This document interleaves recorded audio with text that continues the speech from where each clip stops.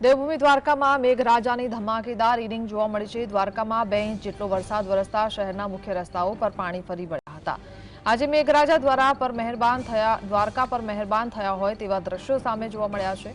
દ્વારકામાં ISKCON gate આસપાસના 4 રસ્તાઓ પર વરસાદી પાણી વહેતા થયા હતા। દ્વારકા પંથકમાં વરસાદથી ખેડૂતોમાં ખુશીની લહેર છે।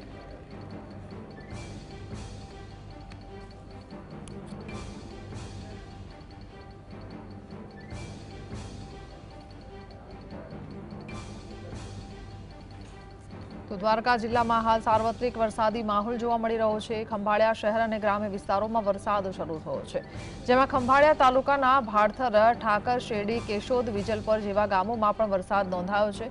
ખંભાળિયા શહેરમાં ધીમી ધારે વરસાદ શરૂ થયો છે, જ્યારે ગ્રામ્ય વિસ્તારમાં વરસાદના કારણે ખેડૂતોમાં ખુશીની લાગણી છે।